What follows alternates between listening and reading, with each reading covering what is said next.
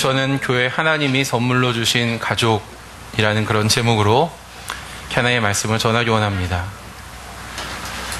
저는 군 복무 기간인 그때 제 나이 25살 때에 아내를 만나서 다음 해인 1999년 1월에 양가 부모님의 축복을 받으면서 결혼을 하게 됐습니다.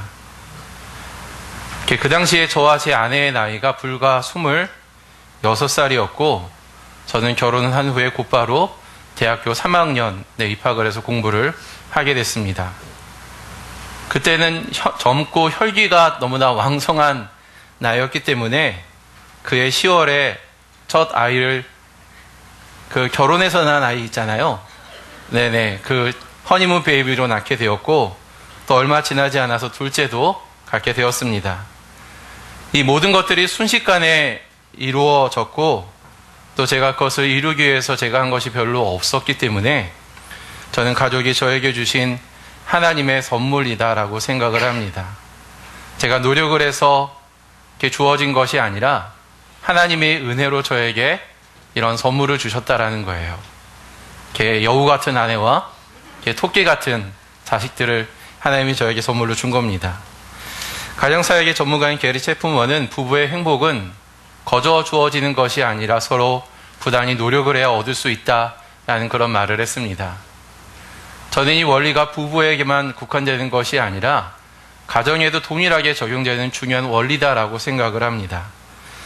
그래서 저는 가족의 행복을 위해서 제가 할 수 있는 최선의 노력을 다하려고 노력을 하죠. 부분적으로는 아내의 가족 일을 제가 돕기도 하고 또 퇴근 후 아이들과 함께 시간을 같이 보내려고 노력을 합니다. 아이들이 공부하다 모르는 것이 있으면 제가 아는 범위 내에서 친절히 가르쳐 주기도 하고 또 때로는 저도 잘 몰라가지고 제가 공부를 해서 아이들을 가르치기도 합니다. 그리고 화요일이 되면은 아이들과 함께 배드민턴도 치려고 노력하고 있고 될 수 있으면 이제 자녀들과 시간을 좀 보내려고 가정의 행복을 위해서 부단히 노력을 하고 있다라는 거죠. 그리고 아이들이 잘못했을 경우에는 과감하게 야단을 칩니다. 책망을 하는 것이죠. 제가 아이들이 미워서 책망을 하는 것이 아니라 아이들을 사랑하기 때문에 아이들이 올바른 곳으로 인도되고 바르게 자라길 원하기 때문에 사랑의 마음을 가지고 과감하게 책망을 하게 되죠. 쇠목장 오후가 되면 저희는 현수막을 붙이게 되는데 저희 한번 보시겠어요? 이렇게 보시면 우리는 예수 안에서 산 가족입니다 라는 문구가 적혀 있습니다. 여러분, 우리는 예수 안에서 산 가족입니다. 이 사실 믿으시죠? 일반적으로 가족은 부모의 피로 연결되어 있습니다. 그리고 교회 공동체는 그리스도의 보혈로 연결되어 있습니다. 때로 저는 혈연으로 맺어진 가족보다 그리스도의 보혈로 맺어진 가족이 훨씬 더 가족다울 때가 많다라는 것을 느끼게 됩니다. 더 많은 것을 나누고 더 많은 것을 공급을 합니다. 가족들에게 말하지 못하는 고민을 교회 식구들에게 제가 말하는 경우도 있고요. 또 가족이 위로해주지 못하는 그런 부분들을 우리 교회 식구들이 위로해주는 역할들도 있습니다. 그러나 이 가족의 행복도 거저 주어지는 것이 아니라 그것을 위해서 우리 가족의 지체인 우리 모두가 함께 노력해야 어두워지는 것이다 라고 생각을 하죠. 그렇다면 주 안에 사는 가족된 교회 공동체는 서로의 행복을 위해서 우리가 어떤 것을 노력을 해야 될까요? 저는 세 가지 교훈을 함께 나누기 원하는데 첫 번째는 지체의 잘못을 사랑으로 바로 잡아 주어야 된다라는 것입니다. 우리 가족 중에 누군가가 죄에 빠진 사람이 있거든 우리가 그 사람을 그냥 못 보촉하는 것이 아니라 사랑의 마음으로 그 사람이 바로 설 수 있도록 우리가 도와야 된다라는 거죠. 우리 하나님의 말씀 갈라디아서 6장 1절 말씀 우리 앞에 있는 스크린을 보시면서 같이 한번 읽습니다. 함께 읽습니다. 시작. 형제 자매 여러분, 어떤 사람이 어떤 죄에 빠진 일이 드러나면 성령의 인도하심을 따라 사는 사람인 여러분은 온유한 마음으로 그런 사람을 바로 잡아주고 자기 스스로를 살펴서 유혹에 빠지지 않도록 조심하십시오.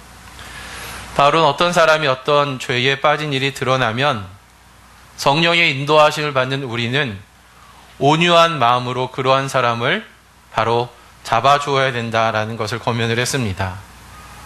그런데 우리는 어떠한가요? 일반적으로 우리는 상대방의 허물이나 실수가 드러나면 묵인을 하거나 아니면 뒤에서 욕을 하는 경우가 많습니다. 그래서 그들의 잘못에 대해서 눈 감아 주거나 그리고 모른 척 해주는 것을 관용이다 라고 생각을 하죠. 그런데 입장을 한번 바꿔 생각해 봅시다. 만약 내 자녀가 어떤 죄에 빠졌다면 우리는 모른 척하고 그것을 그냥 지나갈까요? 아니죠. 우리는 어떻게 해서든지 그 사람이 그 죄에서 벗어날 수 있도록 도울 겁니다. 예를 들어서 만약에 제 아들과 딸이 폭력배들과 어울려 다니고 그리고 몸에 문신을 하고 특히 거북한 욕을 하고 해서는 안 되는 말과 행동을 한다면 저는 최선을 다해서 내 자녀들이 그 또래 집단으로부터 분리되어서 그들로부터 나쁜 영향을 받지 못하도록 저는 보호할 겁니다. 만약 그 또래 집단을 위해서 제가 위협을 당하고 제가 공격을 당한다 하더라도 저는 제가 할 수 있는 최선의 범위 안에서 그들을 보호하고 내 자녀를 이렇게 지키려 노력을 할 것이다라는 거죠. 여러분도 그렇게 하지 않겠습니까? 그렇다면 교회도 지체의 잘못된 어떤 그런 부분들에 대해서 우리가 사랑으로 그 사람의 어떤 잘못, 그들의 허물을 바로 잡아줄 수 있어야 된다라는 것입니다. 주님도 말씀하기를 내 형제가 죄를 범하거든 가서 너와 그 사람만 상대에 권고하라. 많이 들으면 내가 그 형제를 얻은 것이다 라고 말씀을 했습니다.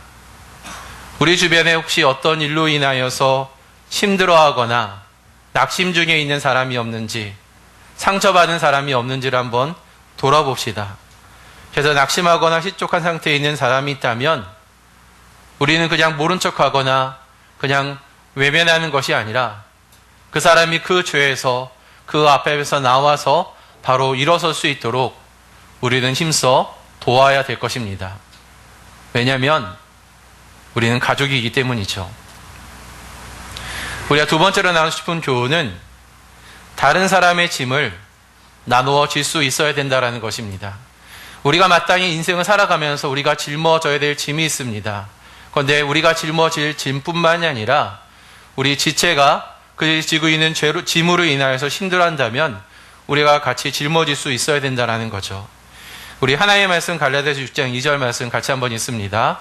함께 읽습니다. 시작. 여러분은 서로 남의 짐을 져 주십시오. 그렇게 하면 여러분이 그리스도의 법을 성취하실 것입니다. 군대에 가면 행군이라는 것을 합니다. 그런데 행군하다 보면 종종 자신이 지고 있는 군장이 너무 무거워서 체력이 약한 군인들은 행군 도중에 낙오하는 경우가 종종 생깁니다. 그러면 행렬을 이끄는 선임은 그 쓰러진 사람을 일으켜 세우고 그 사람이 지고 있는 군장을 자기가 대신 지고 걸어가게 되죠.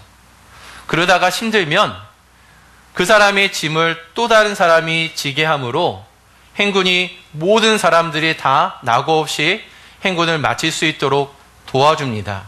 그렇게 행군을 마치게 되면 행군에 참여한 모든 전우들은 기쁨을 함께 누리며 더욱더 단결된 하나가 된 그런 모습을 갖게 된다라는 거죠. 오늘 본문에서 말하고 있는 짐은 주로 재정적인 부담을 말하고 있는 것입니다. 바울은 교회 성도 중에 가난한 성도들이 재정적인 짐으로 인해서 힘들어하고 있다면 우리가 함께 그 짐을 나누어 질 수 있어야 된다라고 말을 하는 것이죠. 우리가 재정적으로 실제적으로 서로 십시일반 도움을 줄 수 있는 관계가 되어야 된다라는 것입니다. 그런데 여러분 이것이 가능할까요? 우리가 가족들끼리도 서로 동관계는 하지 않는데 교회에서 이것이 가능할까요? 여러분 어떻게 생각하십니까? 예수님을 보면 그 질문에 대한 답이 나옵니다. 그리스도께서는 우리를 위해 죄와 형벌의 짐을 대신 지셨습니다. 우리가 지은 죄 때문에 우리가 십자가를 지고 우리가 골고다 언덕으로 올라가야 되는데 우리의 죄 때문에 예수님이 우리가 져야 되는 십자가를 지고 대신 골고다 언덕으로 올라가셨다라는 것이죠. 그리스도의 법은 사랑의 계명을 의미하는데 초대교회에서는 특별히 이웃사랑의 계명을 가난한 사람들을 구제하는 것으로 이해를 했습니다. 그래서 재산과 소유를 팔아서 모든 사람에게 필요한 대로 나누어 주었고 형편이 어려운 과부들을 돕기 위하여서 집사님을 선출하게 된 것이죠. 여러분은 그리스도의 법을 성취하고 계십니까?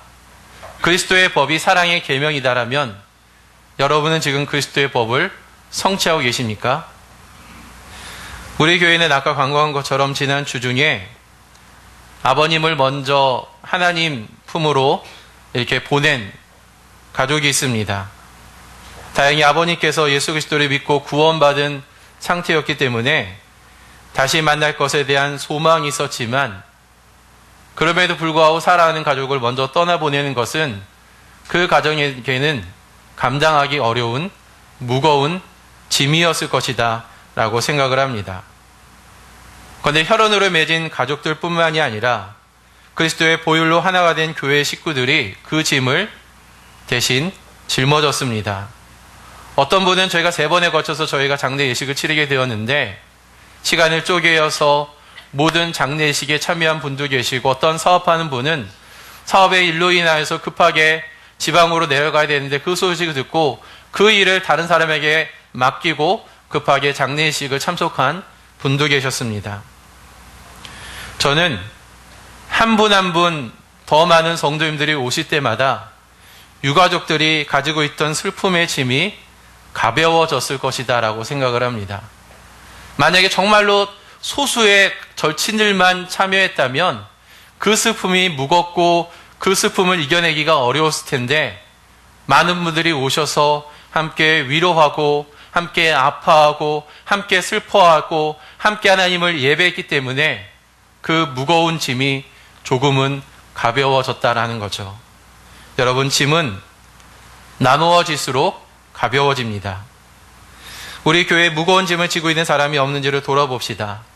그 짐은 본문에서 말하고 있는 것처럼 경제적인 짐이 될 수도 있겠고 아니면 자녀의 교육이나 부부 관계에 대한 짐이 될 수도 있습니다. 혹시 누군가가 지고 있는 짐 때문에 낙심 가운데 있다면, 쓰러진 사람이 있다면 우리는 그 짐을 나누어 짐으로써 그리스도의 법을 성취하는 그런 가족이 되어야 되는 줄 믿습니다. 만약에 우리 중에 고3 수험생이 있다면 제가 예전에 들었던 얘기예요. 어떤 목장 식구에 고3 수험생이 있었고 이제 시험을 치르려 되게 됩니다. 얼마나 마음이 부담스럽겠어요. 그러니까 그 목장 식구 중에 우리 그 가정의 형편을 아는 분이 가서 그 어떤 수험생을 위로하고 함께 식사를 섬겨주었다. 그리고 그 아이에게 선물을 주었다라는 이야기를 들었습니다.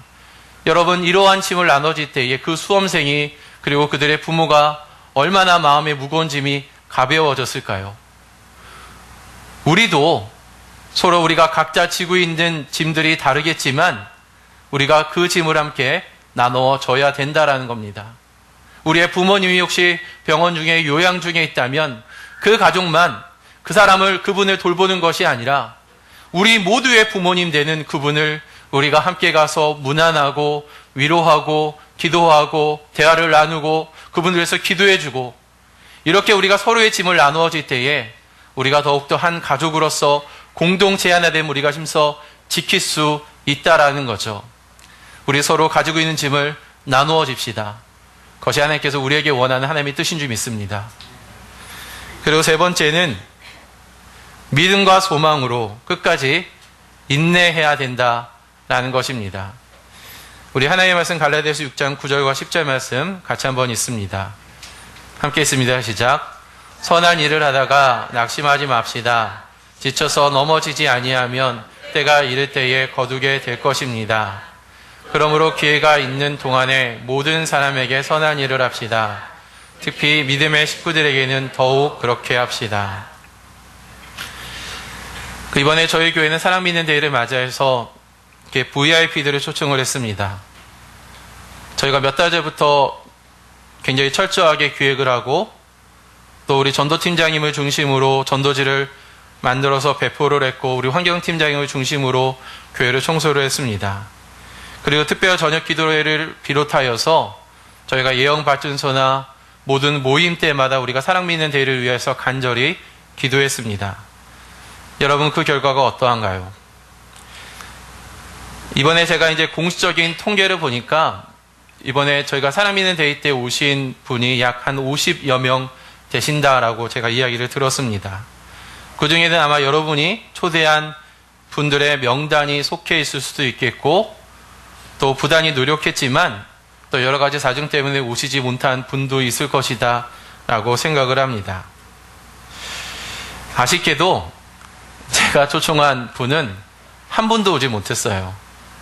정말 아쉽습니다. 이럴 때 제나 또는 여러분이 그리고 우리가 기억해야 될 것이 무엇이 있을까요? 그것은 비록 우리가 사랑 믿는 대회가 끝났지만 우리가 중도에 그것을 포기하고 중단하는 것이 아니라 우리가 인내함으로 소망함으로 우리가 하던 일을 계속 해야 된다라는 것입니다. 바울은 선한 일을 하는 것을 씨를 뿌리는 것으로 비유를 했는데 여러분, 씨를 뿌린 다음에 곧바로 열매가 맺혀질까요? 아니죠. 그렇지 않습니다. 종종 종자에 따라서 씨를 뿌렸을 때 비교적 빨리 열매가 맺혀지는 것도 있지만 대부분의 경우는 시간이 걸리고 또 그리고 어떤 경우는 병충해나 또는 날씨 때문에 아예 싹이 나오지 않을 때도 있습니다. 그러나 여러분, 능숙한 농부는 씨를 뿌리면 거둔다라는 원리를 알고 있기 때문에 포기하지 않고 눈앞에 있는 현상으로 인하여서 낙심이 되지만 포기하지 않고 씨를 뿌리게 되고 결국에는 열매를 맺게 됩니다. 저는 이 본문을 묵상하면서 제가 학생부 사역을 맡은 초기 몇 년을 생각해 보게 되었습니다. 제가 처음에 학생부를 맡게 되었을 때 그 당시에는 학생부와의 어떤 관계도 맺혀지지 않았고 또 양육 체계도 없었고 또 찬양팀도 이렇게 그때는 존재하지 않았습니다. 황무지와 같다고 할까요? 좀 그런 상태였어요. 그래서 학생부에 변화되지 않는, 부흥되지 않은 그런 모습으로 인하여서 마음 아파하며 울면서 하나님께 많이 기도를 했습니다.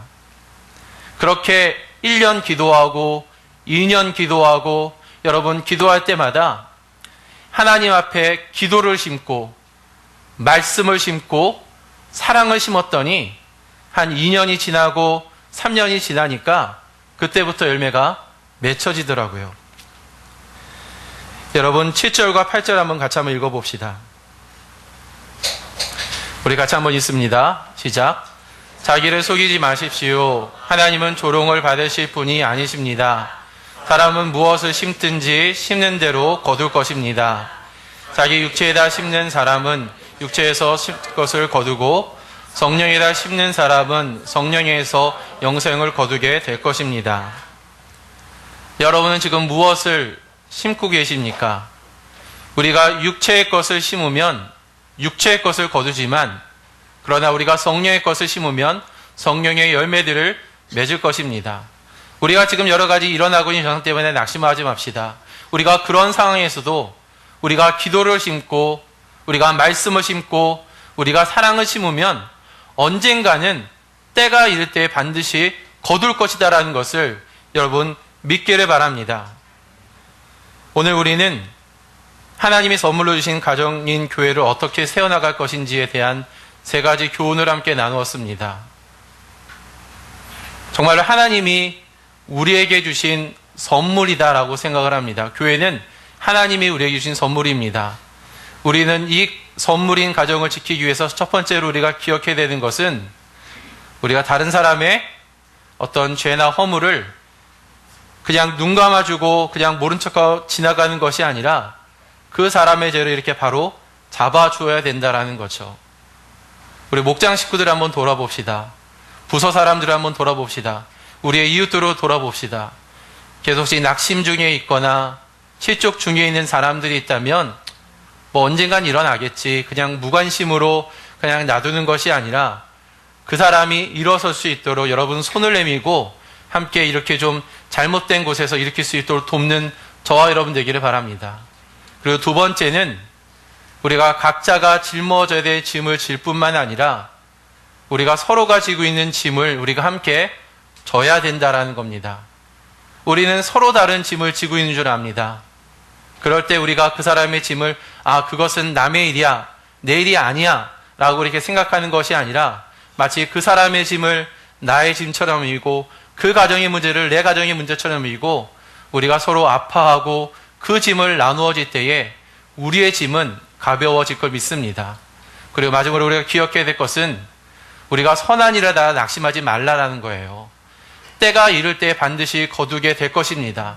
그러므로 힘써서 계속해서 우리가 지금 사람 있는 데가 끝났지만 계속해서 여러분 기도를 심읍시다. 계속해서 말씀을 심읍시다. 계속해서 사랑을 심읍시다.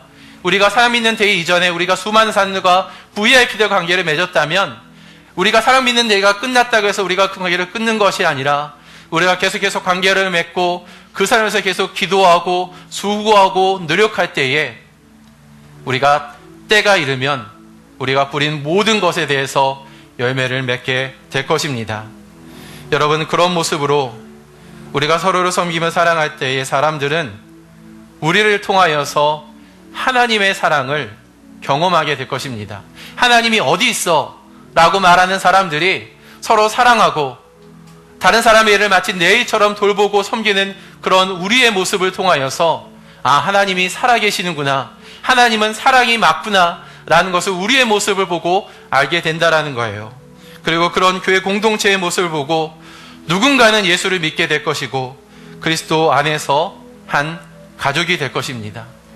교회 바깥에서 그냥 외부인처럼 지내던 사람들이 교회에 대해서 알게 되고 이제는 목장에 들어와서 한 가족으로 우리가 함께 그 사랑과 정을 나누는 가족이 된다라는 거죠. 여러분, 교회는 하나님이 선물로 주신 가족입니다. 우리가 오늘 나눴던 이 세 가지 원칙을 잘 기억하고 실천함으로 하나님이 우리에게 선물로 주신 이 아름다운 가족 공동체를 더욱더 아름답게 빚어나가는 그런 사람 있는 교회가 되기를 주의 이름으로 축복합니다.